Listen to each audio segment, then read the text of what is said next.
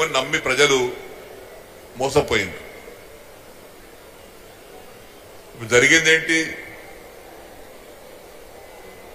మనమే చెప్పాల్సిన అవసరం లేదు. రేవంత్ రెడ్డి గారి మాటలు వింటే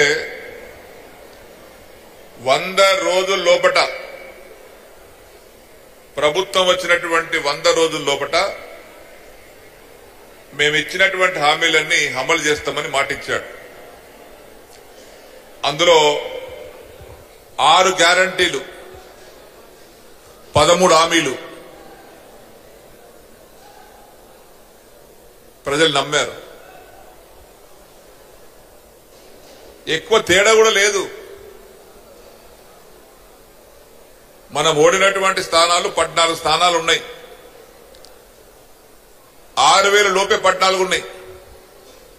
39 గెలిచినాం. కొద్దిగా మెజార్టీ మనకు వాళ్లకు ఓట్ల లెక్క ఎంత అంటే 92 లక్షల ఓట్లు వాళ్ళకు వచ్చినాయి, 87,50,000 ఓట్లు మనకు వచ్చినాయి. పెద్ద తేడా లేదు. 1.8% తేడా, 2% కూడా తేడా లేదు, 2% కూడా లేదు. అయినా ప్రభుత్వం వారికి అధికారం వచ్చింది, మనం దిగిపోయినాం. మీరు పరిపాలించండి, కానీ ప్రజలకు మోసం చేయకండి. ఒక్కటి అడుగుతున్నాను రేవంత్ రెడ్డి గారికి, మీ అందరికి కూడా. రైతు బంధు ఇస్తామన్నాడు, 15,000 ఇచ్చిండా? రుణమాఫీ చేస్తామన్నాడు, చేసిండా? 24 గంటల కరెంట్ ఇస్తానని ఇస్తుండా? కౌలు రైతులకు 15,000 రూపాయలు ఎకరానికి ఇస్తానని ఇచ్చిండా? రైతు కూలీలు 12,000 ఇస్తానని ఇచ్చిండా? కళ్యాణ లక్ష్మితో పాటు తులం బంగారం ఇస్తామని ఇచ్చిండా? 18 ఏళ్ళు దాటినటువంటి ఆడబిడ్డలకు 2,500 నెలకి ఇస్తానని ఇచ్చిండా? ఇందిరమ్మ ఇండ్లు ఇస్తానని ఇచ్చిండా? ఇకపోతే 2,000 పెన్షన్ 4,000 ఇస్తానని ఇచ్చిండా? చెప్పాను, 2,500 ప్రతి ఆడబిడ్డకు. ఇకపోతే సిలిండర్ అన్నాడు, అది అట్టనే ఉంది. రైతుకు మద్దతు ధర కంటే 500 లెక్క బోనస్ ఇస్తాడు, ఇచ్చిండా? మరి ఏమయ్యనోని మనమే చేద్దాం ఇయ్యాలా? మనం కూడా వట్టి చేసి చూపాలి కదా. ఆయన ఏం ఇవ్వడానికి మన జవాబు ఏముండాలి? ఓట్లతోటి దిమ్మ దిగేటట్టు ఉండాలి. అబద్ధం చెప్పేవాడికి, ప్రజలను మోసం చేసి అబద్ధాలు చెప్పేవాడికి దిమ్మ దిగేటట్టు ఉండాలి మన రిజల్ట్.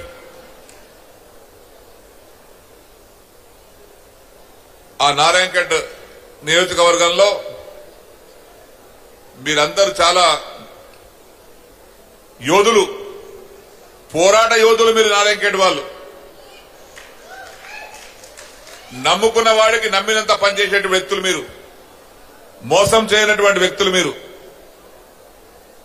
చేస్తే ముఖముగటి మోసం చేస్తారు, కానీ సాటు మోసం చేయరు. ఆ ధైర్యం, సాహసం ఉన్నటువంటి వ్యక్తులు నారాయణఖేడ్ ప్రజలు గాని, నారాయణఖేడ్ నాయకులు గాని. మోసం చేసిన వాళ్ళు మనం కూడా మోసం చేయాలి కదా. మేలు చేసినోడికి మనం మేలు చేద్దాం. మాటలు చెప్పి హామీలు ఇచ్చి మోసం చేసిన వారు మనం కూడా మోసం చేయాలి కదా. దెబ్బకు దెబ్బ కొట్టాలి కదా. దెబ్బకు దెబ్బ కొట్టాలంటే గాలి అనిల్ కుమార్ గాలిలో బీజేపీ కాంగ్రెస్ కొట్టుకపోవాలి.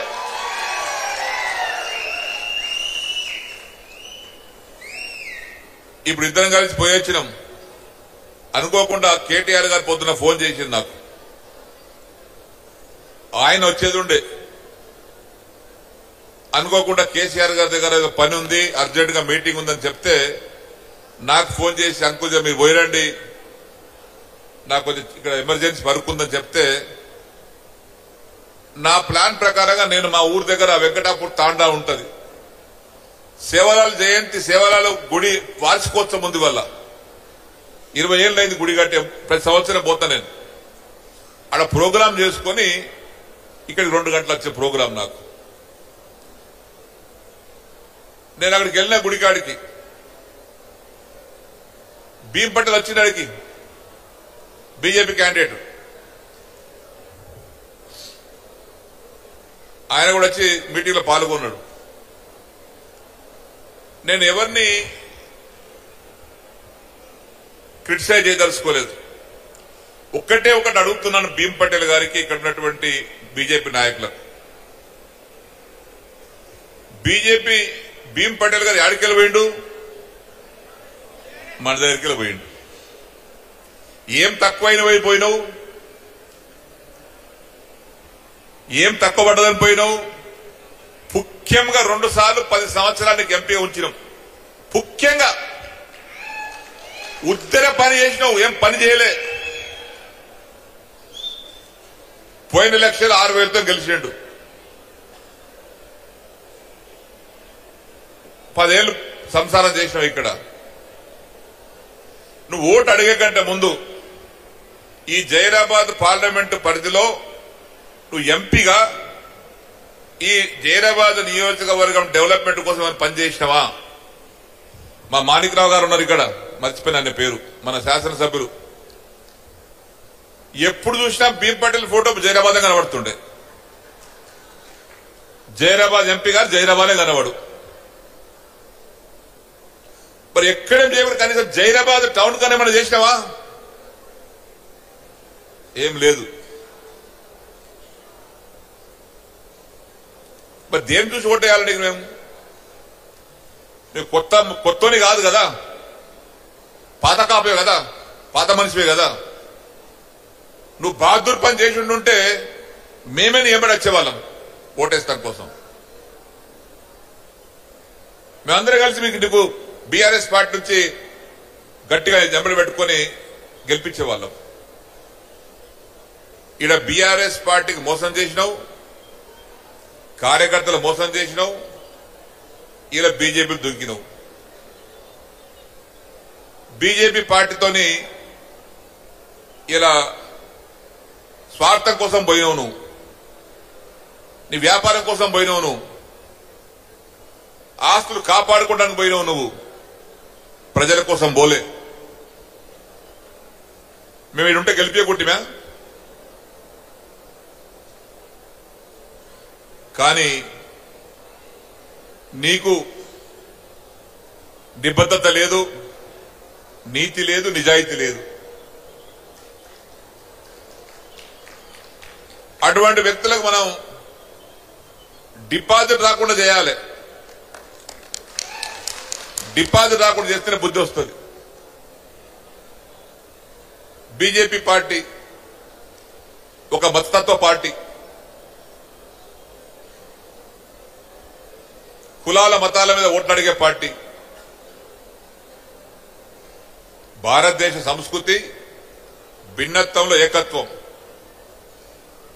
ఒక సెక్యులర్ దేశం, లౌకిక దేశం, అన్ని మతాలతో కూడుకున్నటువంటి దేశం భారతదేశం. రాముడు మనకు లేడా? రాముడు మనం పూజ చేయమా? రోజు జై శ్రీరామ్ నువ్వే అంటాం మేము, మనమా? మాకు రాముడు దేవుడే. కానీ రాముడి పేరు చెప్పుకొని నోట్ ఎందుకు అడుగుతారు? మీరు ఏం చేసిరో అది చెప్పుకొని నోట్ అడగండి. బీజేపీ గవర్నమెంట్ 10 ఏళ్ల కింద వచ్చింది మనతో పాటే. ఇలా టీఆర్ఎస్ గవర్నమెంట్ వచ్చిన తర్వాత ఏమేం పనులు చేసినాం, రైతులకు ఏం చేసినాం, పేదలకు ఏం చేసినాం, ఇవన్నీ చెప్పడానికి కోసం మన సామాన్య కార్యకర్తలు వేసి ఒక 100 చెప్తాడు ఏమేం చేసినాము. మరి బీజేపీ 10 ఏళ్ల కింద వచ్చింది. నువ్వు పేదల కోసం రైతుల కోసం ఏం చేసినా ఒకటి చెప్తావా? ఒకటంటే ఒకటి చెప్తావా? ఏం లేదు. ఒకటి జై శ్రీరామ్ జై శ్రీరామ్ కథ. మేం హిందువులమే, మన మతాన్ని మనం గౌరవించుకుంటాం, ఇతర మతాలను మనం ఆదరిస్తాం, ప్రేమిస్తాం. ఇది మన సంస్కృతి. కానీ జై శ్రీరామ్ పేరుతోటి ఓట్లు అడిగి తెల్లారు లేస్తే మళ్ళీ ఏం పని చేయకపోతే ఎందుకు ఓటేయాలి? ఎందుకు? దేశంలో ఏం జరుగుతుంది ఇవాళ? ఎవడ గట్టిగా మాట్లాడితే మనం లోపలికేస్తున్నారు. ఈడీలు బేడీలు అంటున్నారు. ఢిల్లీ ముఖ్యమంత్రి లోపడేసారు, కవిత లోపడేసారు, ఇంకా రేపు బాబు కొంతమంది లోపడేస్తారు. దీనివల్ల నువ్వు ఒరిగేది ఏం లేదు. మళ్ళా రాష్ట్రంలో, ఇక్కడ తెలంగాణ రాష్ట్రంలో ఇప్పుడున్న వాతావరణం చూస్తుంటే 17 స్థానాలలో 10-12 స్థానాలు మన బీఆర్ఎస్ పార్టీ ఎంపీలు గెలవబోతున్నారు. ఇది 100% నిజం.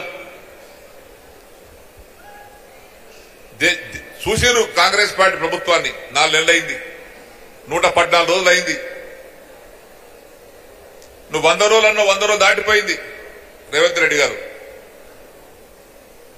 కాబట్టి మనం కూడా గ్రామాలలో ప్రచారంలో భాగంగా ఇవన్నీ చెప్పాలి ప్రజలకు కూడా. మనం నేను నారాయణఖేడ్కి వెళ్ళి, ఒక తాండాకి వెళ్ళి, ఒక 50 ఏళ్ళ అమ్మ మా దగ్గర సిద్ధాపూర్ తాండకు వచ్చింది. ఆడ చుట్టాలు ఉంటారట. పోంగ ఇంటికి పోయింది నీళ్ళు తాగుతాని. వాళ్ళు కూర్చోబెట్టి నీళ్ళు ఇచ్చారు. ఏ ఊరమ్మంటే నారాయణఖేడ్ ఏదో తాండా చెప్పింది. యాడికి వచ్చినావంటే తాండలో చుట్టాలు ఉంటారని వచ్చినా చెప్పింది. వాళ్ళు మాట్లాడుకుంటే ఎట్లుందమ్మా మీది కంటే మరి ఏం చేస్తారు, ఏమో మళ్ళా ఓటు దేనికేస్తారంటే మొన్న మోసపోయినాం, అలా మొదలారిపోయి కాంగ్రెస్ ఓటేసినాం, మోసపోయినాం, దేవుళ్ళంటే కేసీఆర్ పోగొట్టుకున్నాం, మళ్ళా బరాబర్ కేసీఆర్ తెచ్చుకుంటాం అని ఆమె చెప్పింది. ఇది ప్రజల్లో స్టార్ట్ అయింది. ఎందుకంటే ఏం చేయలేరు కాబట్టి. యువకులు మోసం చేసారు. నిరుద్యోగ ప్రతిష్టమ 4,000 కాడికి అది ఇవ్వలేదు.